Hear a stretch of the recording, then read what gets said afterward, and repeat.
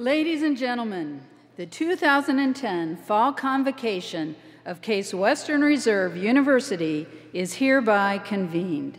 Please remain standing for the national anthem, which will be played by our university organist, Peter Bennett, and led by graduate student Vanessa L. Bond.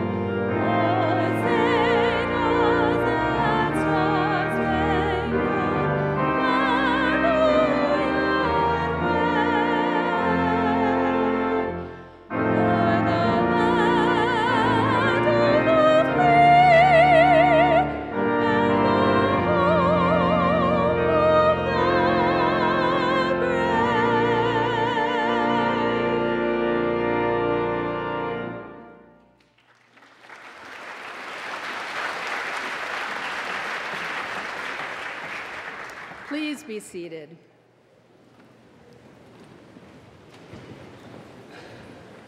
It gives me great pleasure to introduce the president of Case Western Reserve University, Barbara R. Snyder.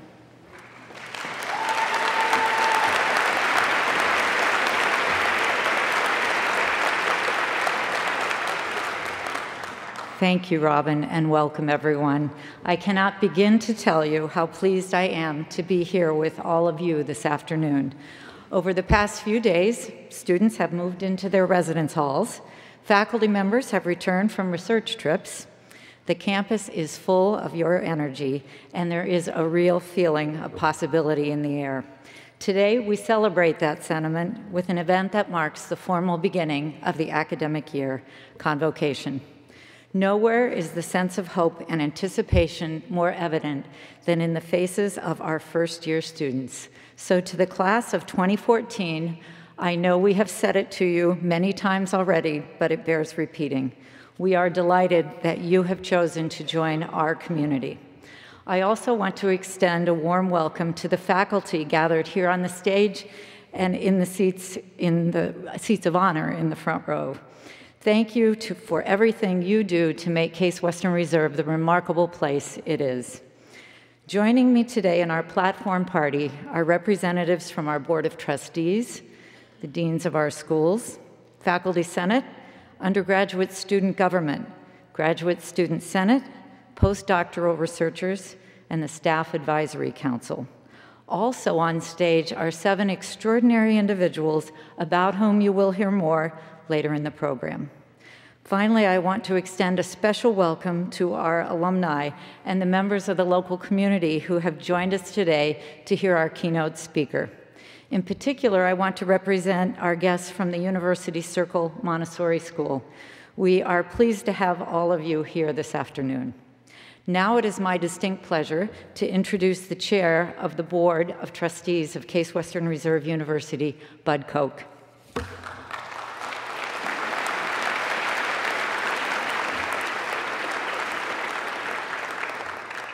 Good afternoon.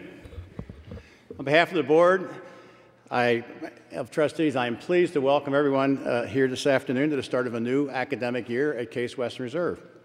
First, though, I want to thank the faculty, the staff, and friends for a remarkable 2009 and 2010. Your breakthroughs and triumphs were truly impressive and astounded. But they also raised expectations for this year. but I have every confidence that you will meet them and exceed them. I am also optimistic because this is a community that's passionately committed to teaching and research. You're dedicated to ensuring that this institution will reach even higher and richer potentials. The Case Western Reserve Board of Trustees is proud of you and honored to be part of the university. Today, we also celebrate the excellence in the form of 7 scholars who will receive Distinguished University Professors. As chair of the board, I want to close by congratulating each and every one of you. We appreciate everything you have done and will do in your field and for your students and for Case Western Reserve. Thank you.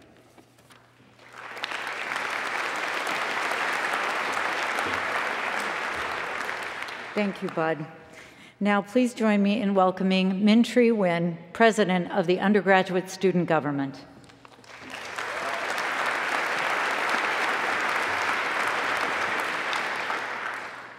Hello, and a big welcome to all of you to the fall 2010-2011 academic year, especially the incoming class. Today, we welcome another group of highly talented, passionate, and exceedingly driven individuals into our community. All of you will now join the ranks of some of the greatest minds and the community of innovative thinkers. As we embark on another academic year, with a fresh start and a new class of incoming students, we prepare for what we hope to be an impressionable year. We will start with first impressions as new students to this university. We will share novel moments as breakthrough researchers and academic scholars. And then we will share lasting impressions as graduates of Case Western Reserve University, our home. This summer, as a community, we've also shared another impression. This summer, we became more aware of our impressions upon the environment. While many of us are prepared to walk forward towards our future, we've also learned to look back and focus on the impact of the carbon footprints we've left behind. We were amazed, enlightened, and surprised with Elizabeth Royte's declaration of our water wasteland. It is with this certain impression that I am sure will spark the many motivated minds sitting in this room to act. We are a university full of passion and talent, and the student body here is one of action. We know of no boundaries. Literally, I speak for the undergraduates alone when I try recapping the 4 trips to 3 different countries traveled by the students in our Engineers Without Borders group. With their aid, they were able to provide fresh, safe, and clean water to approximately 3,300 people from across the globe. Or maybe I should try mentioning the 20-some trips made by our mine students to salvage approximately 75 usable medical devices that can aid in another country's medical crisis. This is just in last year's alone. All of these extraordinary feats are evidence of what the students of this university can accomplish. What impressions will you have this year? Which ones will you be a part of? I am truly eager to see that what this year will entail for us, and am completely humbled by the aptitude and capacity of the student body here. It is both an honor and a privilege that I stand here to welcome all of you to this institution. Today will mark your official ceremonious welcome to this community. I hope that you will find this place to be your new home, and I am confident that you will leave it one day having made a significant contribution. Let us remind ourselves that the legacy we would like to leave behind is not that of our carbon footprint, but of the commitment to the advancement of innovation and humane pursuits. Best of luck in the 2010-2011 academic year, and I am looking forward to your contribution. Thank you.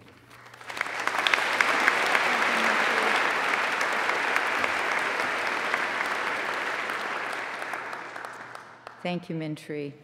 Now back to those extraordinary individuals I mentioned a few minutes ago. As many of you have heard me say often, faculty are the heart of any great university. Professors teach, they discover, they explain, they inspire. One way or another, they change the world every single day. Case Western Reserve is blessed to have many exceptional faculty.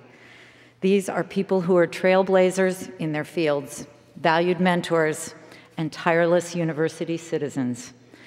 These are individuals whose intellect, talent, and dedication set a standard that both awes and humbles all who know them. Last semester, our provost, Bud Bazelak, developed a rigorous nomination and selection process to allow us to recognize those outstanding faculty members. I want to thank our deans and the individuals in the schools who took the time to nominate and assess colleagues, as well as members of the esteemed university committee that evaluated the final candidates. We sought individuals who demonstrated excellence in teaching, scholarship, research, and university service. And now it is my great privilege to introduce the recipients of the highest honor the university now bestows on its faculty, the title of Distinguished University Professor. As I call your name, please step forward. I will tell the audience a little bit about you, and then Provost Bazelak will present you with your medal. First, Professor Arthur H. Hoyer.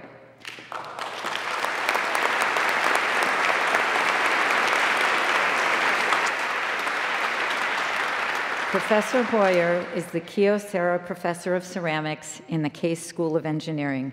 He is renowned for his success in discovering how to make certain materials stronger and more resistant to corrosion, for his work with biological ceramics, and for his advances in the science of micro-electro-mechanical systems as it applies to materials. A member of the National Academy of Engineering, Professor Hoyer has long held the title of University Professor. In fact, for many years, he was the only faculty member at the university to be so designated. When we established this formal process, we decided that he fully deserved to be called distinguished as well.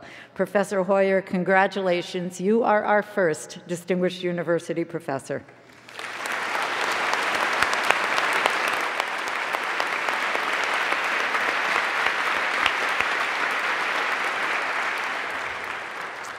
And now Professor Cynthia M. Bell, please step forward.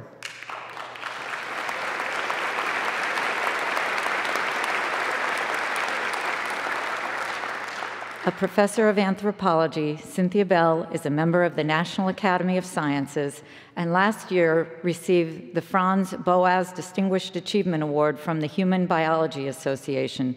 Her studies of human adaptations at high altitudes have influenced scholars from a broad range of disciplines. Her ability to explain her research in highly compelling and accessible ways has drawn widespread acclaim from colleagues and students alike. Professor Bell, I am delighted to confer upon you the title Distinguished University Professor.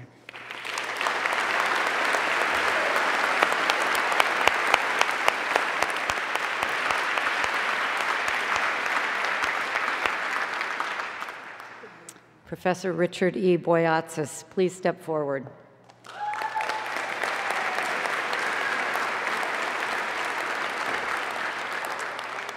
Professor Boyatzis is an internationally renowned scholar of emotional intelligence and leadership.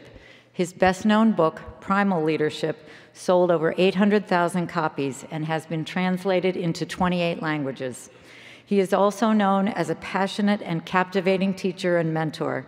In all that he does, Professor Boyatzis seeks to find ways to apply the lessons of research to the teaching of students, not only at the Weatherhead School of Management, but across the university. Professor Boyatzis, I am delighted to confer upon you the title of Distinguished University Professor.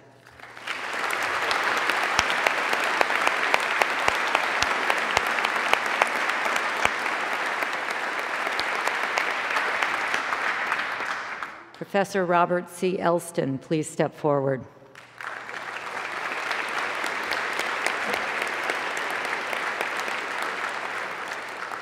Professor Elston's impact on his field has been so profound that colleagues have called him its father. 2 of his articles alone have been cited nearly 2,000 times, and in each instance, the discovery described since has been known in part by his name, as in the Elston-Stewart algorithm. A brilliant and highly productive scholar, Professor Elston is also regarded as a mentor who is extraordinarily generous with his time and insights. When the School of Medicine appealed to Professor Elston to lead the Department of Epidemiology and Biostatistics, he not only assumed the role, he excelled in it. Professor Elston, I am delighted to confer upon you the title of Distinguished University Professor.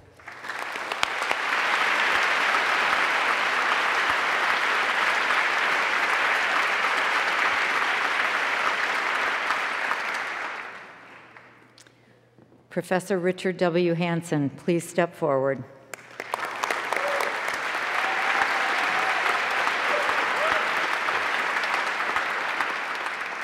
Professor Hansen, you are a pioneer in the area of metabolic regulation, a person known to the world as the father of Mighty Mouse, the genetically engineered creature who could run for hours and hours and never grow weary.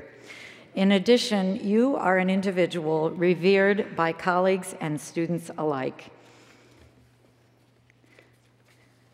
You are known as an exceptional collaborator and mentor. One of your nominators put it best when he said, "Richard is perhaps the most lovable, likable, self-effacing, and modest individual on the campus. His contributions to the university have been and continue to be immeasurable." Professor Hansen, I am delighted to confer upon you the title of Distinguished University Professor.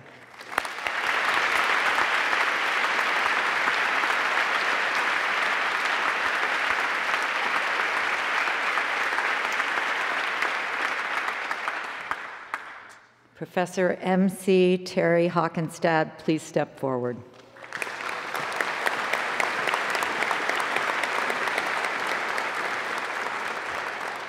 Professor Hockenstad, you are an acknowledged leader of social work education, not only in the United States, but quite literally around the world. In addition to your extensive teaching and training in our country and abroad, you also served on the United Nations panel that drafted the International Plan of Action on Aging.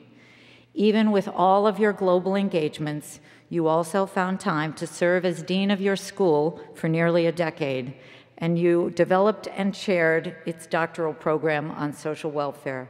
Professor Hockenstad, I am delighted to confer upon you the title of Distinguished University Professor.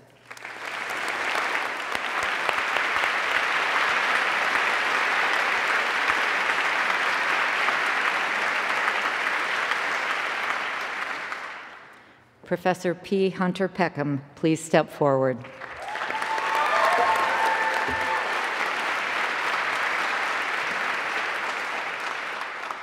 Professor Peckham is passionate about improving the quality of life for people who have lost function because of injury or disease. As a leader of the Functional Electrical Stimulation Center, he has tapped technology to bring movement to stilled limbs and shown generations of engineers and medical professionals the profound impact of taking innovations out of the laboratory to those who need them the most.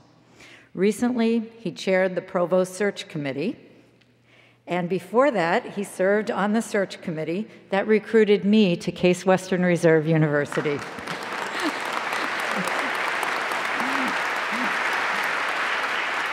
Professor Peckham, I am delighted to confer upon you the title of Distinguished University Professor.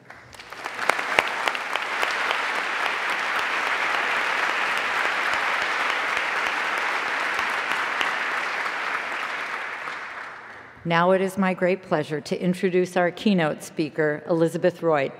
In 1987, Americans drank an average of 5.7 gallons of bottled water per year. 2 decades later, that figure was nearly 5 times higher. Her book, Bottlemania, provides a thoughtful and compelling exploration of the factors responsible for this phenomenon and its broader implications for our environment and our society. This year, Case Western Reserve University observes a year of water, and I can think of no better way to begin this series than with someone who has authored such an insightful examination of the cultural, economic, political, and scientific aspects of the subject. Please join me as we welcome Elizabeth Royte to Case Western Reserve University.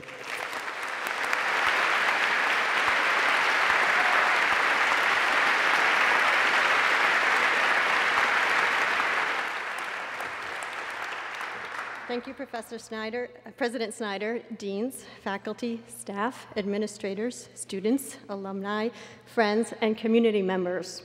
It is truly an honor to be here today. I'm going to be talking to you this afternoon about how water went on sale, why we bought it, and some of the more important differences between bottled water and tap water. I'm going to talk to you about some newfangled water wars taking place in small towns in this country right now, and why global shortages of clean drinking water may soon force many Americans, even those who live in fairly wet places, to reconsider who has access to their water. The idea for this book started with an observation of empty plastic water bottles spilling from litter baskets, lying around in the street, clattering around in the woods, and floating on rivers and lakes near where I live, and pretty much everywhere I travel. In other words, I came to it from the perspective of trash. I had written an entire book in which I followed different streams of waste from my curb, and by the time I was done with that project, I was pretty much obsessed with this whole notion of disposability and with single-use packaging. I started to wonder how we got to the point in this country of buying 40 billion single-use plastic bottles of water a year, how we got to the point of drinking more bottled water than we do milk or even beer. In 2008, Americans spent almost $12 billion on bottled water. That's more money than we spend on iPods or on movie tickets, or to give you an even better idea of what money is worth, it would be enough to provide reproductive health care for every woman on this planet. I started to wonder if all this water buying was really necessary, or could it even be immoral? About the time I started researching this book, I learned that for some people, bottled water, for privatizing one of life's most fundamental necessities, was an abomination. No one should have the right to privatize water, to commodify water, and sell it back to us for a profit, the activists said. Feelings on the issue ran quite strong. In Michigan, members of the Earth Liberation Front placed pipe bombs in pump houses owned by Nestle.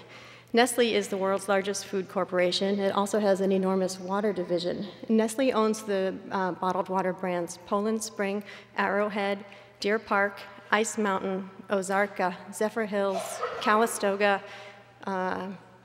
Nestle Pure Life, Perrier, Contrex, Pellegrino, and many, many other brands. Nuns in Canada and the United States were calling for boycotts of bottled water, and pressure groups were traveling around the country and holding blind taste tests between bottled and tap water and learning that most people could not tell the difference. And in Fryeburg, Maine, one of the sources of Poland Spring water, neighbors in favor of this extraction and neighbors opposed were fighting each other at town meetings and in the courts. They were writing letters to the editor and editorials that would curl your hair. Poland Spring backers snuck propaganda into the local newspaper before it could be delivered. Poland Spring opponents held an old-fashioned Boston Tea Party, complete with shoving and shouting, in which they poured bottles of Poland Spring back out into the lake where they thought the water belonged. Ordinary citizens were spending their life savings on fancy-pants lawyers in an attempt to keep control of their water. Now, in the beginning of my investigations, I tried to remain agnostic about bottled water. I learned where it came from, how it was treated or not, and why some people would pay up to 10,000 times the cost of tap water to drink it. But I realized I couldn't understand the popularity of bottled water without finding out what was right or wrong with tap water. But I'm getting a little ahead of myself. This is Howard Dearborn. When I took this picture, he was 91 years old, and he'd lived on Lovewell Pond in Fryeburg for more than 50 years. In 1997, Dearborn gave permission to his neighbor to cut through his woods and drill a well. The neighbor happened to own the Fryeburg Water Company, which had been providing water to the town of Fryeburg for over 100 years. Dearborn thought that this new well was going to supplement the town's supply, but in fact it was being sold to a middleman who then flipped the water to Poland Spring. No one thought too much about it until a couple of people started to count the silver trucks that were running into town each day and then leaving filled with the town's spring water. When they got to 100 truck trips each day, they started to get mad.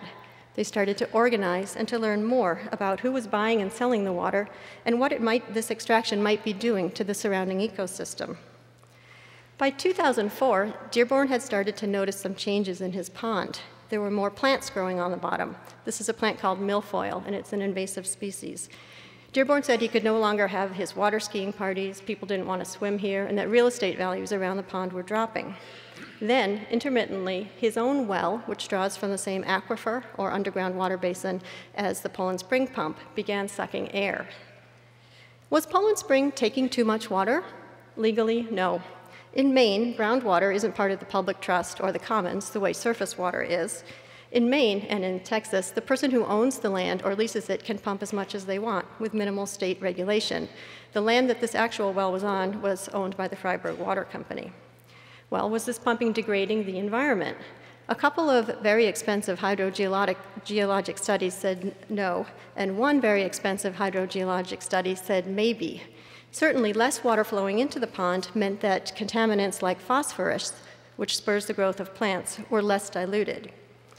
Nestle has always said that it takes only the extra water, that every gallon they pump is replaced by rainfall or by snow melt. Others say that there's no such thing as extra water, that the 160 million gallons a year that Nestle is taking used to go somewhere else, to soil communities, to plants, to wetlands, into Howard Dearborn's pond, and then out into the Saco River, where it helped to dilute runoff from agriculture and industry upstream. Moreover, most of this water was being consumed far away from the watershed. Unlike tap water, a bottle of Poland Spring that you drink in Cleveland or in the Adirondacks or even in Bangor, Maine, isn't coming back to the watershed where it originated. It is difficult to link groundwater pumping with harm to the surrounding ecosystem, which is one of the main complaints against bottled water. Damage may occur many years or even decades into the future, and at that point it's quite easy to blame other pumpers, drought or beavers or just about anything. But excessive groundwater pumping by utilities and by agriculture has, in places across the country, dried up wetlands, emptied riverbeds, created giant sinkholes, and dramatically lowered water tables. Nestle opponents in Michigan have accused the company of drying up a wetland to make their Deer Park water brand. After 9 years in court, Michigan's highest court cut the pumping in half. In Pennsylvania, activists have accused Nestle of decimating trout populations by collecting the clear, cold water from headwater streams. Citizens in Florida, California, and Oregon are also fighting Nestle, mostly on environmental grounds. Other people have complaints about the trucks, all the traffic, the noise, and the pollution of tanker trucks that run 24/7. Others are more concerned with economic justice. In 2009, Nestle Waters had sales of $8.2 billion.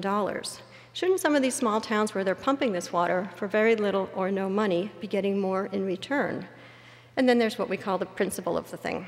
While the citizens of Freiburg were powerless to halt the pumping from their own aquifer, some of them did try to halt construction of a truck loading station where water pumped from an adjacent town and then piped to Freiburg would be loaded into trucks and then that would go off to bottling plants in Maine and in Massachusetts. They passed a moratorium on new pumping, and over again at town meetings and through the planning board process, they told Nestle no. Twice, Nestle took the town to court. Every time they lost, they appealed, at one time arguing that their right to grow market share superseded the right of the town to say no. In the spring of 2009, Maine Supreme Court decided over a semantic technicality in Nestle's favor. Now, townsfolk are scrambling. The tanker station has been built. It's in full operation now, and townsfolk are scrambling to pay their legal debts. Businesses are being boycotted, and formerly friendly neighbors are avoiding each other on the street. According to a report commissioned by Nestle itself, the company's presence has, quote, amplified existing conflicts and shifted power in ways that have damaged collaboration and trust among community members. Sadly, this is a pattern that's being repeated in small towns with good water across the country. Since my book has come out, Nestle's been kicked out of tiny McLeod, California, where it wanted to build the world's largest bottling plant. But they've moved on to Sacramento, where residents are facing water restrictions, but Nestle will be allowed unlimited access to groundwater.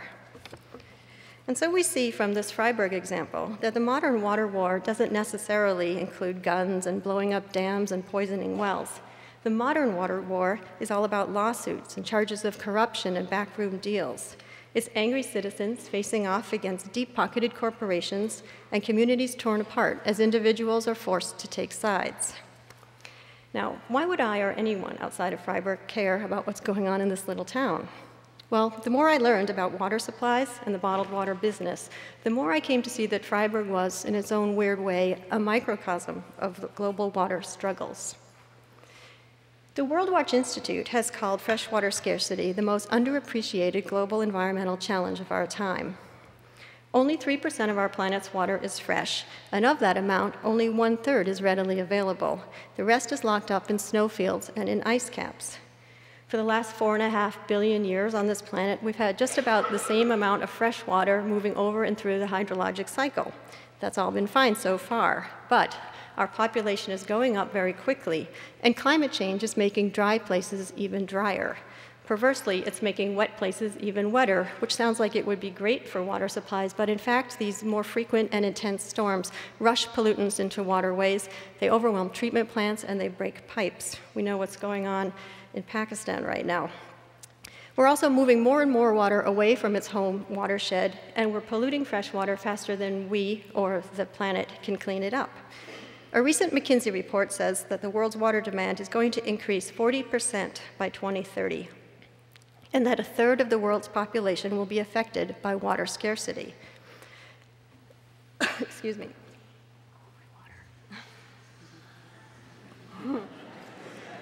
But not me. No. I'm not talking about shortages for making Dasani water or shortages for washing our cars.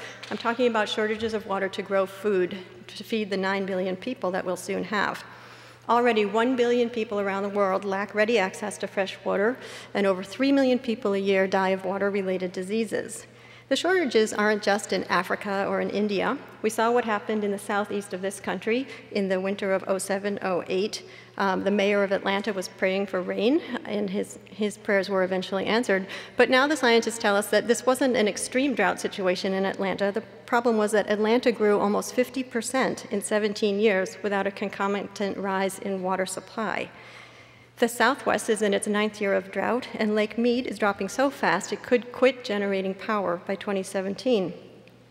Parts of the Oglala Aquifer, which stretches from South Dakota to Texas, are dropping faster than they're being replenished. The Government Accountability Office estimates that by 2013, parts of 36 states, some 1,100 counties, will be facing water shortages. People in wet states are getting nervous about dry staters coming after their resources. The oil tycoon, T. Boone Pickens, is buying up water rights in the Texas Panhandle as fast as he can, on the not unreasonable assumption that H2O is the new black or blue gold. Water is traded on international stock exchanges, and water services, which include pumping, treating, and delivering water, is a $500 billion a year industry that's growing fast.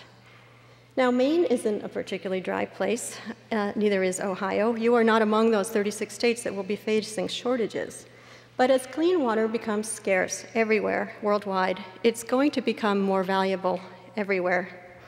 And as that day approaches, citizens of Freiburg and residents of the Great Lake Basin and Washington State, California, Florida, Pennsylvania, Tennessee, and Colorado, these are all places where Nestle has pursued spring water, are asking themselves, whose hand do you want on the tap? Do you want the fate of your water in the hands of those who live in the watershed and depend on it for their survival? Or do you want to sell your water rights to a corporation that moves most of that water away and answers mostly to its shareholders? Now, let me go backwards a little to talk about how bottled water became such a phenomenon. Bottled water isn't new in this country, though it does have a much longer history in Europe. But we have a similar tradition of healing waters in which well-to-do people would go off to spas and baths and take the waters for their health.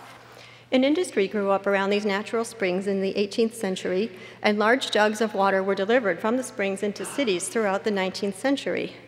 Before the widespread use of chlorine in municipal water supplies, which is one of the greatest health advances of the last 100 years, it was smart to drink from protected springs. But after 1920, when chlorine arrived in these systems, the water business declined.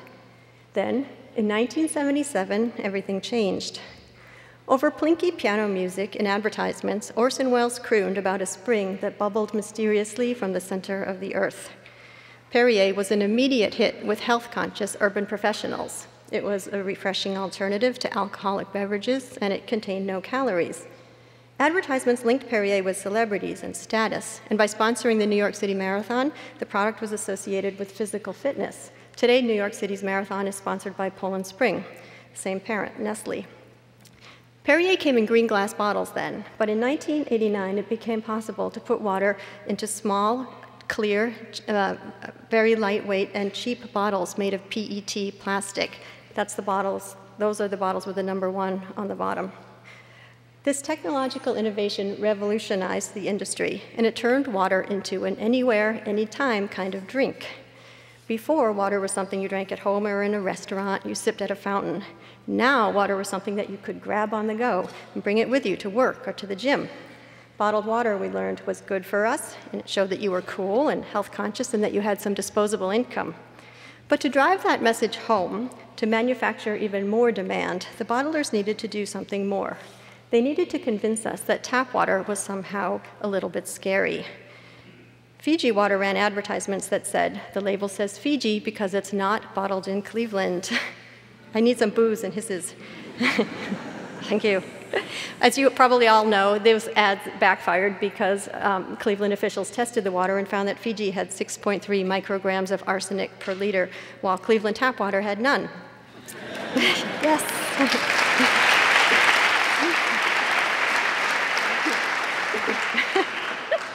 One beverage company executive told a group of New York analysts, when we're done, tap water will be relegated to washing the dishes and taking showers.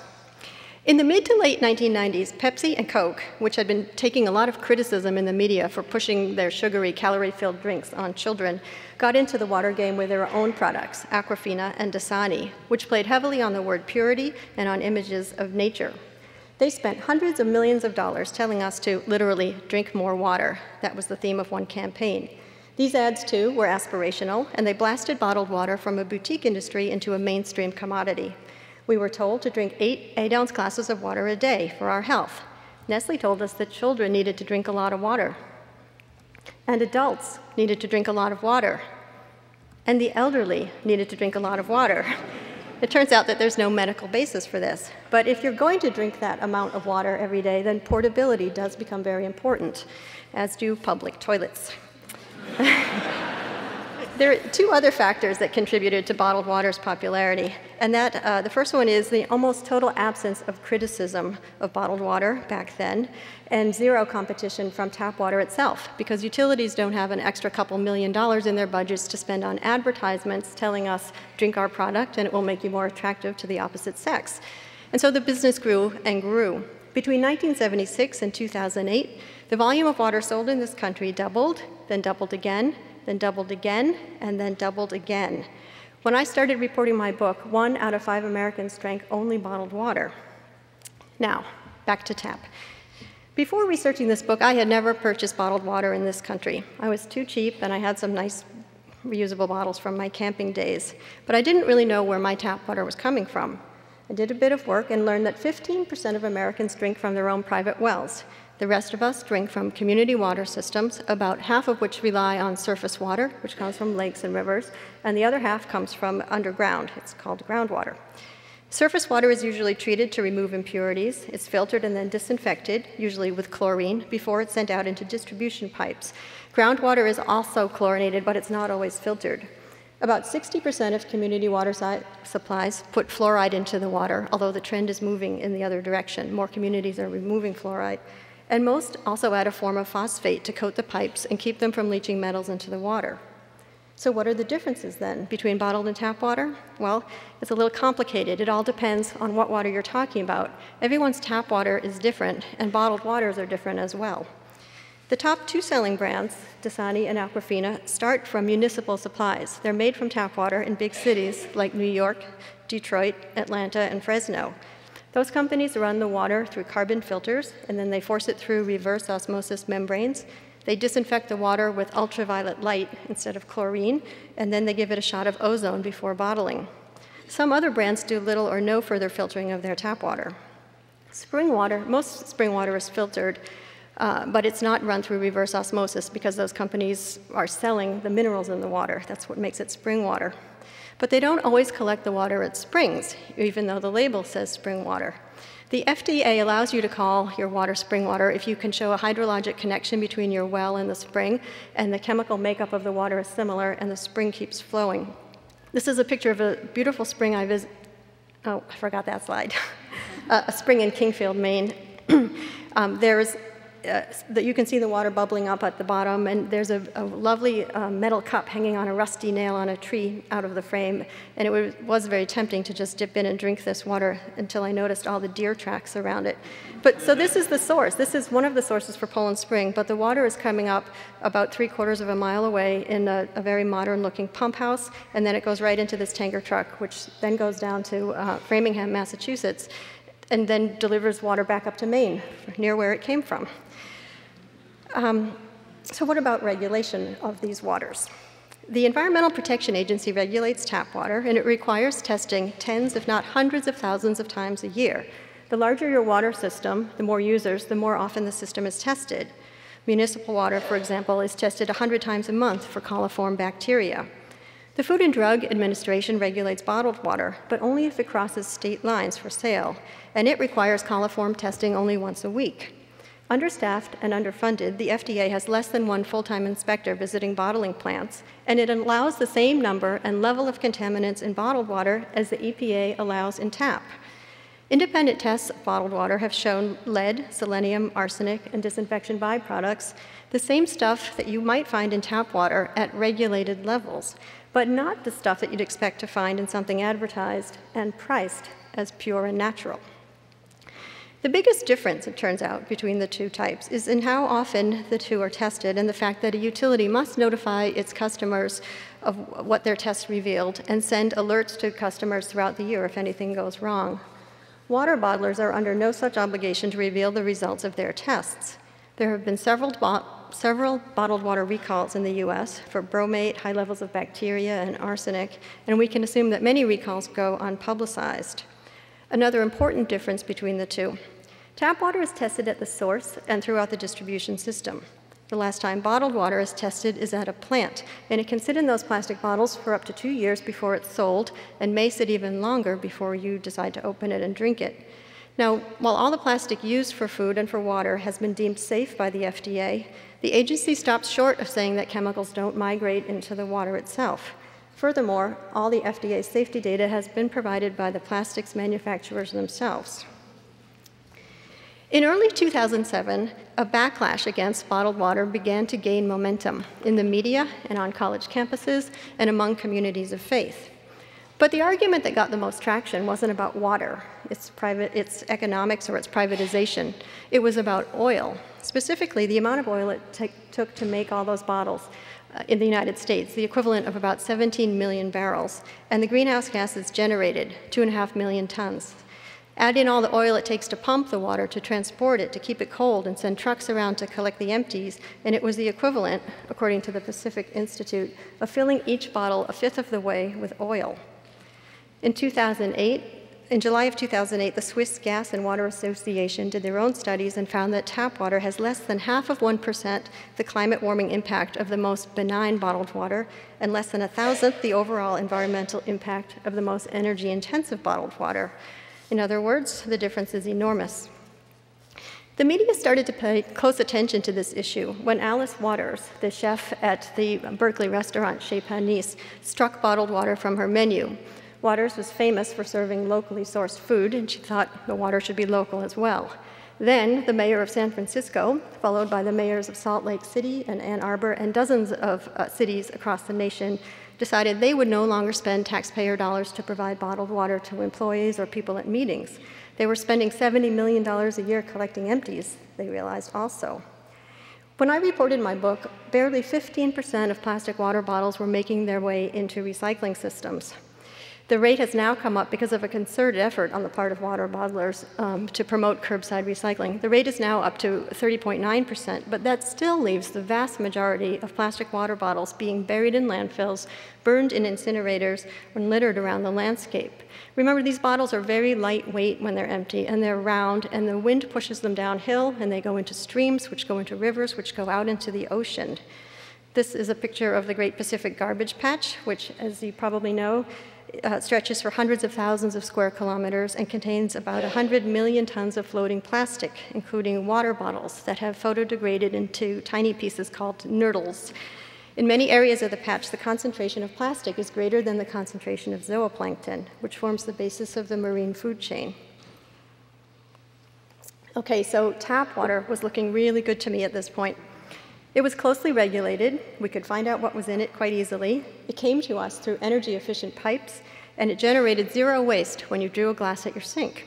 It was also really cheap. If you were going to drink those 8 glasses a day, it would cost you 49 cents for the year. That's a national average. But then I started to learn more about tap water. A universal solvent, water picks up traces of everything that it runs over and through.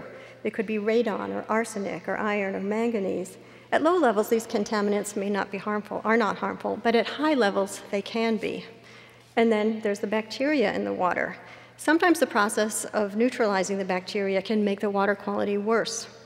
When chlorine, which inactivates bacteria and viruses, mixes with organic material in the water, whether it's from leaves or sediment or animal or human waste, it can form what are called disinfection byproducts, some of which have been linked, if you drink enough water for long enough, with bladder cancer and birth defects. Utilities walk a fine line. Put in too little chlorine and you risk giving people tummy aches or sending them to the hospital, or worse.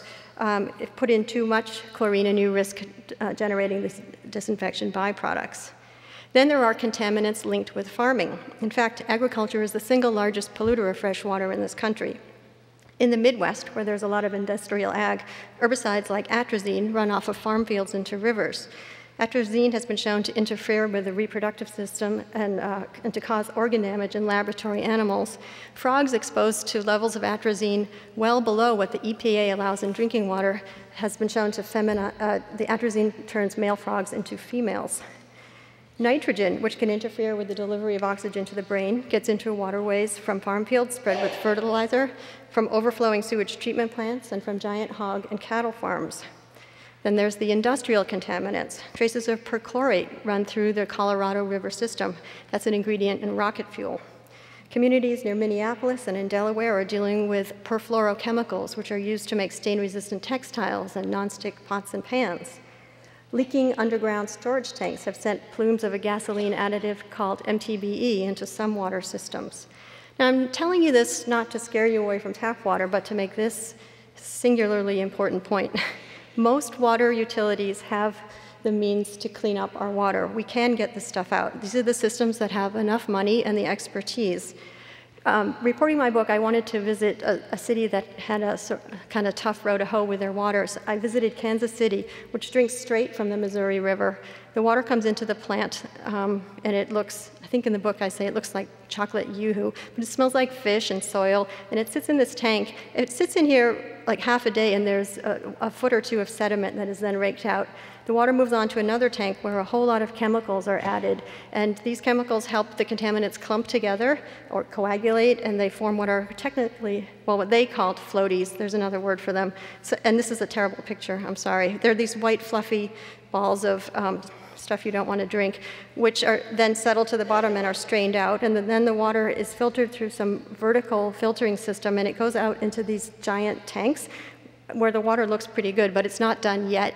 During atrazine season, spring runoff in particular, they put in a lot of powdered carbon to bind up the atrazine, and then they filter all of it through 42 inches of sand, and you end up with water that wins awards and that they used to bottle. It was so good.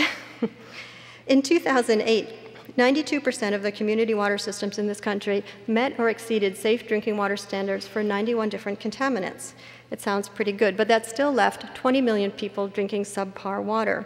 Those people mostly lived in small rural communities that didn't have the resources to clean up the water or protect the watershed. So my point here is we have the technology. As the engineers say, if you run water through enough money, you can take out anything. So what, after all this back and forth, should we be drinking? It's not a black and white issue, as I've laid out, but I think that our first steps are fairly straightforward. First, find out what's going on with your water. Read that annual water quality report, and then do independent testing at your tap to see what's going on with the pipes in your building or in your water tank. You don't want to find out that there are dead pigeons in it. And your utility is responsible for water quality only up until the connection to the house. Consider also your personal health situation, whether you're pregnant or nursing or immunocompromised. And if you have any questions about whether it's safe for you to drink tap water, then you should talk to your doctor. Working on this book, I realized that I am guilty of a certain arrogance, and that is the arrogance of the well-watered. It's easy to say that bottled water is redundant to tap if you've got decent tap water. But if your tap water is safe and tastes bad to you, or if it does contain contaminants of concern, there is another way forward, and that's getting a good filter, something made of activated carbon that fits onto the tap itself, or a reverse osmosis unit that fits under the sink. Get yourself a nice reusable bottle, something you're happy to carry around with you and that's easy to clean. Refill it at fountains or at sinks in cafes and shops when you're out and about. In ancient times, no one, not even a stranger, was refused water from the village well because there was a feeling that the stranger could someday be you. I have never been refused water when I've asked for it, and it's usually been a pleasant exchange, an act of sharing that reinforces our connection to a resource that we're absolutely dependent upon and which we all hold in common. Throwing up our hands and retreating to bottled water isn't a great solution in the long run. It's too expensive and its environmental toll is too high. I want to make clear that I don't think bottled water is the worst thing in the world. Other consumer products have a higher environmental footprint, but other consumer products don't flow from our taps. And bottled water's social and political impacts could range far wider. For if we continue to move toward water privately supplied in plastic bottles, we may find that there's little political or financial support for public water systems. People who drink only bottled water may be reluctant to support the rate increases or the bond issues that go toward watershed protection, toward upgrading the treatment plants to remove these contaminants we continue to find, and toward repairing our infrastructure, which we really need. We have more than 250,000 water main breaks a year in this country. In this scenario, I'm afraid that we could end up with a two-tiered system in which only those who can afford good water have it, while the rest of us are consigned to drinking tap water of ever worse quality. So what can we do? First, and again, educate yourself. Don't drink bottled water for bad reasons. Learn where your water is coming from and where it's going after it leaves you and waters someone else. Learn about what's going on in your watershed, about industry and agriculture and development upstream. Do that testing at home. Get yourself a good filter if you need to. Here's a resource. I have aggregated a lot of other information at this one simple Bottlemania website. And get your reusable bottle, and remember to bring it with you. You can bring an empty bottle even through airport security and refill it on the other side from a fountain. Then tell your mayor or your college president or a friendly local developer that you'd like to see more fountains around town, perhaps with 2 spigots, because I've learned that some people will never sip from a fountain. So if we have one for the brave sippers and one for refilling bottles, I think maybe more people would be refilling their bottles. It's important to work on solutions to water problems as well. We need to protect our watersheds by not polluting them, of course, but also by supporting local watershed groups that fight sprawl. Development in the watershed, deforestation, paving, new buildings, prevents the recharge of aquifers, and when it rains, we have these big hard rains, it sluices pollutants into our water systems. The more bad stuff that goes in, the more bad stuff the utility has to take out, using more energy and more chemicals. If you can't give these groups a donation, it's great to volunteer for them. Some of them do stream cleanups, they do water monitoring, and they restore wetlands. It's fun work, it's great exercise, and it will personally connect you to the place where you live. How you eat can affect water quality. By supporting organic farmers, you're helping reduce the use of artificial fertilizers and other chemicals that end up in waterways. Avoid, if you can, eating meat from giant hog and cattle farms. Industrial ag consumes the lion's share of antibiotics in this country, and those drugs, along with hormones given to the animals, end up in groundwater and surface water. Most treatment plants were not designed to remove them. Use non-toxic, biodegradable cleaning products. Limit your use of pesticides and fertilizers on the lawn. Avoid products that contain antibacterials. A common name for them is triclosan. You'll see on the label of toothpaste or mouthwash or soap. They're not doing us much good, and there's plenty of evidence that they're harming aquatic life. They're also contributing to the rise of antibiotic-resistant bacteria. Don't flush your unused drugs down the toilet. If your community doesn't have a take-back program, wrap them up tightly and put them in the trash, and then push your elected leaders to establish a take-back program at a pharmacy or a hospital. This is worth repeating, you've all heard it, but don't waste water, even if your reservoir or your Great Lake is full. It takes money and energy to pump water, to treat it, and to move it, and it takes even more energy to send that water through wastewater treatment plants, which are major generators of greenhouse gases. Finally, we need to speak out on water quality issues by writing letters to our elected representatives and telling them what we're drinking and why. We need to let our leaders know that this is important.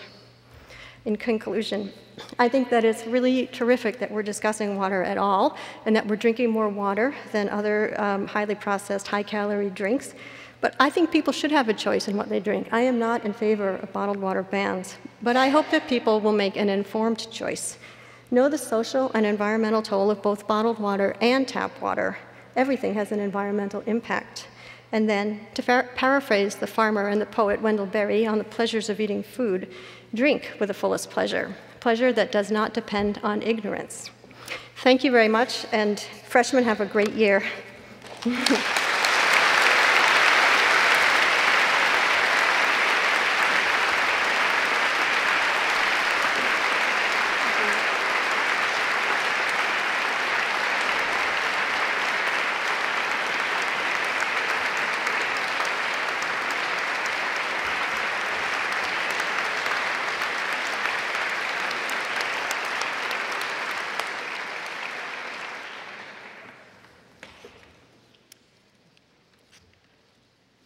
Now, please welcome back Vanessa Bond, who will lead us in singing the Alma Mater. You will find the lyrics printed on the back of your program. Please rise for the Alma Mater.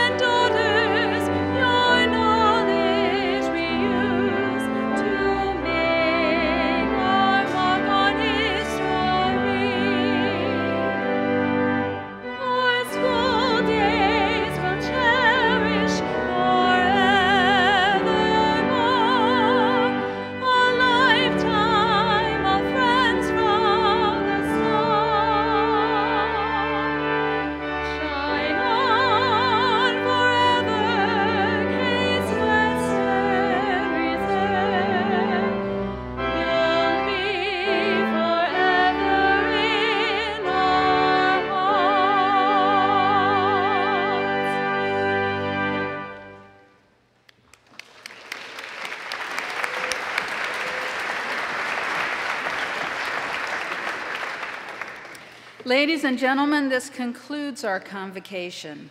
I would like to invite all of you to a reception and a book signing in the tent on Freiberger Field, which is located behind Severance Hall.